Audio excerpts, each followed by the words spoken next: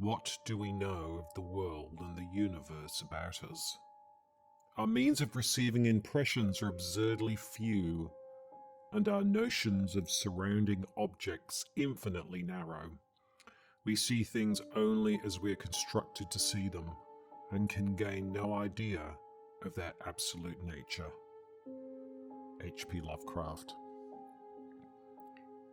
There are forces at work in the world, many hell-bent on the destruction of mankind as we know it, bringing about a new age of chaos and horror. Yet others are working tirelessly to defend mankind from this destructive chaos. These struggles between order and chaos, between good and evil, are taking place under our noses, and in places as far-flung as London, Paris, and Shanghai. This universal struggle is capable of sucking unwary investigators into a deadly game of cat and mouse on a global scale.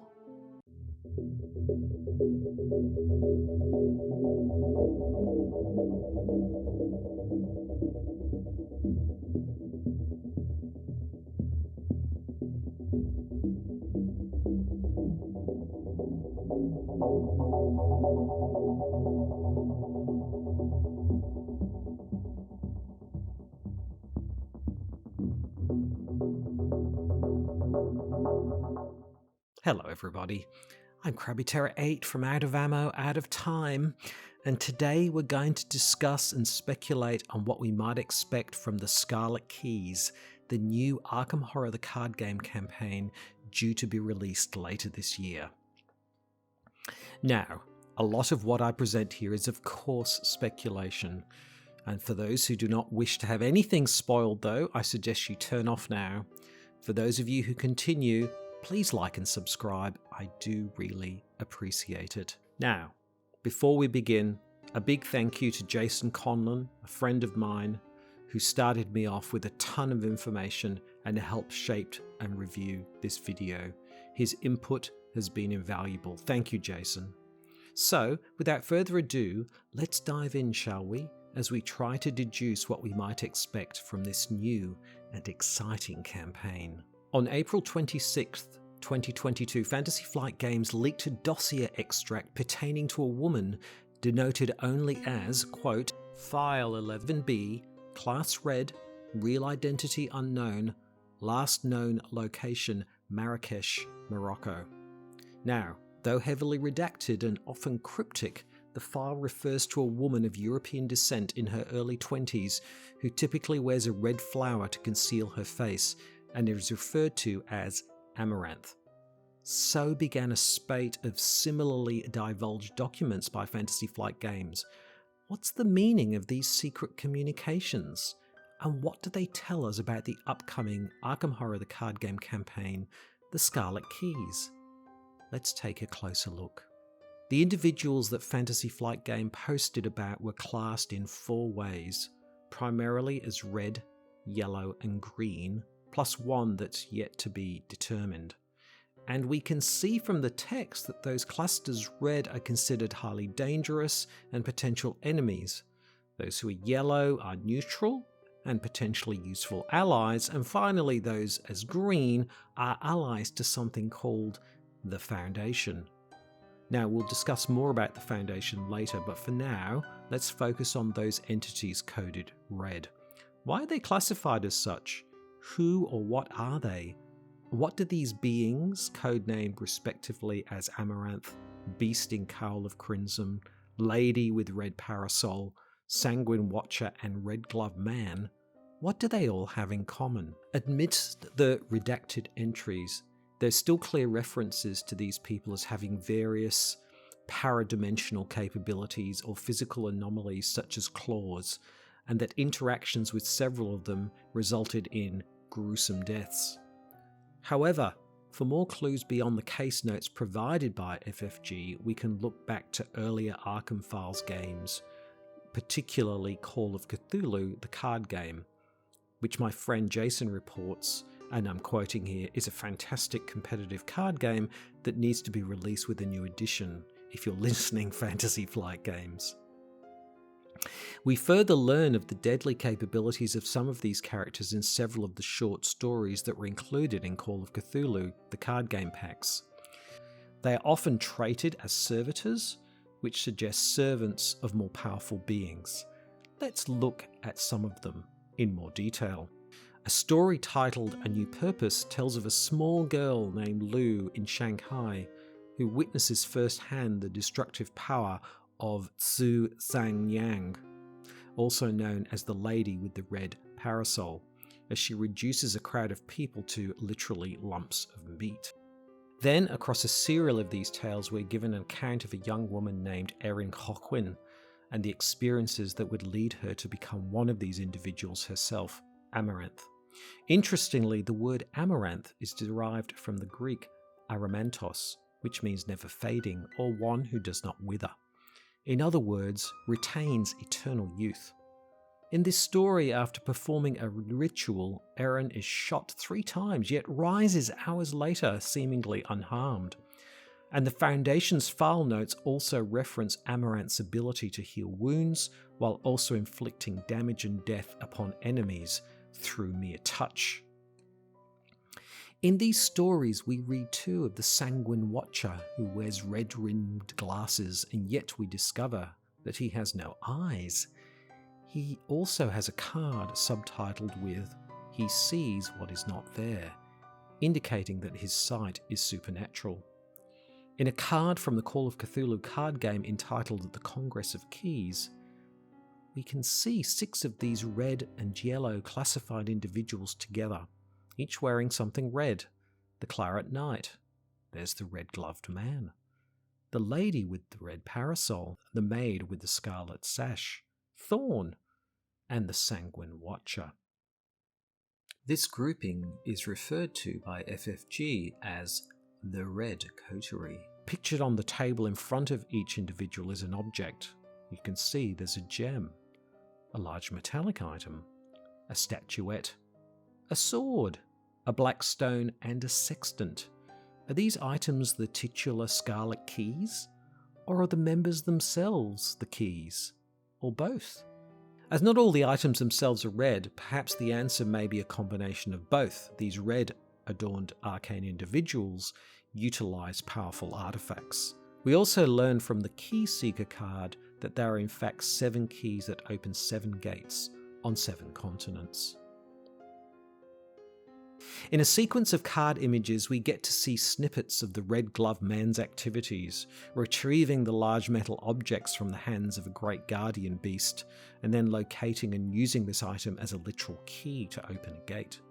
On another card, we see the lady with the red parasol, and with her possibly the man in blood-soaked suit, who together may be about to face a gigantic guardian. Then there is the card depicting the maid with scarlet sash carrying the sword that is one of the key items, and golden twine that she used to traverse the labyrinth, now face to face with another guardian. This woman, who we learn is also named Aliki Zoni Upetri, had her subject class in the files categorized undetermined. But seeing her completing this task and having her own card subtitled Resourceful Servant, does this mean she's devoted to her cause and will eventually be classed as yellow or red? And lastly, we see a picture of Thorn on an expedition to an icy mountain holding the black stone, while behind him is something monstrous frozen in place, possibly yet another key guardian. Though as the workers are freeing it from the ice after Thorn already has the Blackstone key, it may instead be a guardian of the gate, or could itself be an alien gate.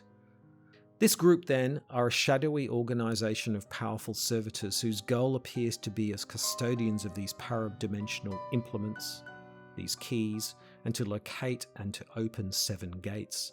But to what end? And whom do they serve?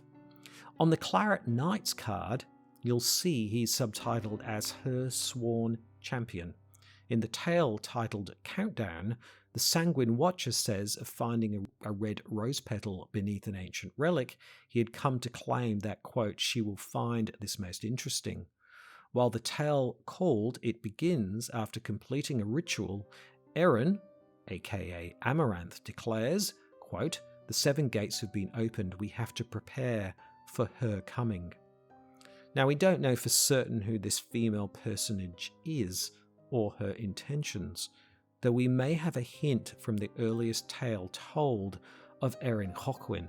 In a story called A Startling Discovery, while on expedition, a jade statue is found with glyphs that phonetically read as Per Eshamu Mnden Tatsk Noir, which I believe translates to dust and ash all belongs to Noir. And Noir is revealed on a card as an ancient one, Death and Entropy Manifest. Could this be the her who is coming? In this story, while Erin is off-site studying the statue, the rest of the excavation team all die suddenly and inexplicably.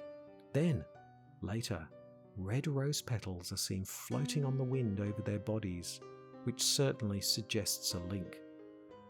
One further card image that reinforces this connection, we see the hand of the red-gloved man holding a powerful artifact known as the Plague Stone that can destroy all characters, which certainly sounds like a tool that would be favoured by Enoir. Now, if this group of servitors looking to bring an ancient one back to the world represents the evil and chaos to be resisted, who are the potential allies in this world? Those designated yellow are what might be described as neutral parties, people with magical or political power who may be persuaded to help in the struggle and possibly save the world. There is Thorn sporting a red cravat, a young lady from Buenos Aires in a carmine coat, and a dapper man from Havana sporting a red tie and hatband. Finally, there is the Claret Knight, who we may have met before in the Circle Undone as a knight of the inner circle of the Twilight Lodge. Can we deduce from this that people such as Thorn, the girl in the carmine coat, and the Claret Knight are involved in the coterie but for their own agenda? Can we convince them to aid us? In the campaign, they may very well be potential allies we can gain, or perhaps enemies we can dissuade. Finally, there is Shaheen Ejay, labelled as green, who sports a red hijab and is in discussions with the Foundation. Who are the Foundation? Again, a card in the Call of Cthulhu card game references the Foundation as, quote, shield of humanity, and appear to be a kind of paradimensional FBI. This group are the source of the redacted cables and are dedicated to keeping organisations such as the Coterie from realising their deadly ambitions. But wait, let us consider once more the one person who is classified undetermined, the maid in crimson sash. Is she truly a lost cause? We saw pictured earlier the devastating Plague Stone artifact held by the red-gloved man. However, there is another relic, perhaps its opposite, known as the Supernal Prism, a, quote, holy shard that replenishes instead of destroys. In this image, the holder appears to be the maid in the crimson sash. Could she in fact be the ultimate ally for the Foundation? So there you have it. But what does all this mean for us as players? Well, in my mind, this points to a campaign in a similar spirit to the Circle Undone, which also dealt with conspiracies and the machinations of the Silver Twilight Lodge, albeit this one will be on a much bigger scale. Now, if I was to speculate in the same way that I think Edge of the Earth is like a supercharged Forgotten Age, I imagine that we can think of the Scarlet Keys like a supercharged version of the Circle Undone. I think we can expect a more complex campaign with shifting alliances and loyalties, which takes place on a global scale across all 7 continents. I'm hoping that there is much more of this kind of ally-adversary dynamic afoot, because in past campaigns, such as Edge of the Earth or the Dunwich Legacy, there is a great deal of ally management, but these allies are essentially fixed assets to be gained and often lost, but in many ways operate as things rather than people. I sincerely hope that this campaign delivers a more nuanced dynamic around allies, which can become enemies based on player choice and gameplay dynamics. This idea was hinted at, I think, in the Circle Undone, but I'm hoping that it is developed more fully in this campaign. We now know that, a little like Eldritch Horror, investigators will travel across the globe in pursuit of the Red Coterie located in Quito, San Juan, Reykjavik, London, Tunguska, Kabul, Hong Kong, Kuala Lumpur, and Manokwari in West Papua, in the hope of stopping the unleashing of a terrible god like Enwar on this world. It very much feels like the Mass of Nyarlathotep, you know, the classic Call of Cthulhu role-playing game campaign from the 1980s, and updated since. In that campaign, investigators travel between New York, London, Shanghai, Cairo, Nairobi, and even Australia in their attempts to thwart the machinations of Nyarlathotep. It will be very interesting to see how much of the Call of Cthulhu the card game story also carries over to the Scarlet Keys. If FFG do not use Aran-Noir as the great ancient one of this campaign, I sincerely hope that Nyarlathotep is involved, as that entity is such a great adversary. So there you have it. What do you think? I'd love to hear from you and get your thoughts. Let me know in the comments below. I really hope you found this video interesting and engaging, and I can't wait to play the Scarlet Keys for myself. But until next time, I'm Krabby Terror 8, and I'll see you later. Bye!